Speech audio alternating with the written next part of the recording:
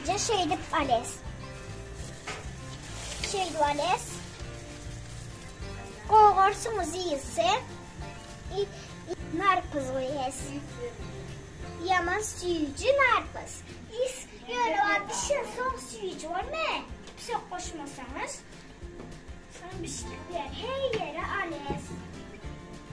Ondan sonra şey edip girip başlayız. Bir saniye.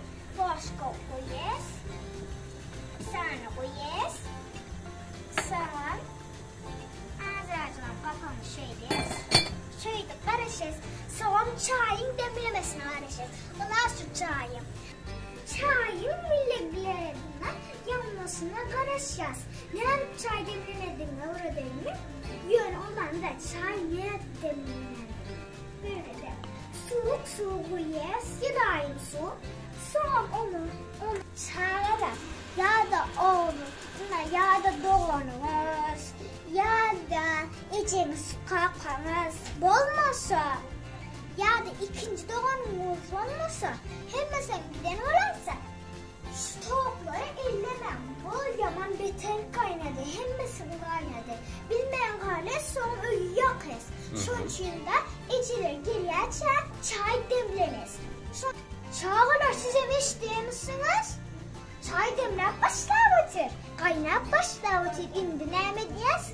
Özümüzden ululara ay diyez. Bunlar şu güzel. Çay demlenir. Ondan şu edip kapakları açtı. Ondan sonra biz yani yanılmaz yani bizim edez.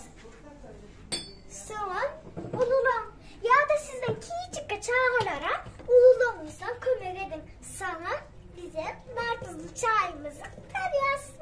Sana hani... Ayvın, sen hiç tadı etmedin, ahime daydın demledin. Ben göremedim yani bir zat edecek ben. Bir zat düşünen ben. Onlar çayımız da aynı oldu. Kızın varsa ellemeliler. Onlar şungulen ellemeli. He, dökmeyin üstüme. Götürülmeseniz çağalar. Ya da oğlumuzdan birinizden orasına aydas yalvarıyaz. Sana bir zat edeceğim ben. Hani yalvarıyaz. O sıradaysa hayır mı? Atay elde ben. Ona şey edip yalvarıyaz. Kıyınlanmadı. Özümüz elimizi değerimiz yok. Ya da ben o kuvar ayağımı elime eden zatlarda bulabilir. Ya da çağalar. Üstümüzde şöyle verecek koyarsınız ha. Hani şunda oldu ellemelidir. Atılanlara, buzlara ellemelidir. Yoksa menkali elimiz yanabilir. Gidirebilmezsiniz. Sonra ağlarsınız. Ecemizi ne yaptık çaydan? Birazcık koyuyoruz.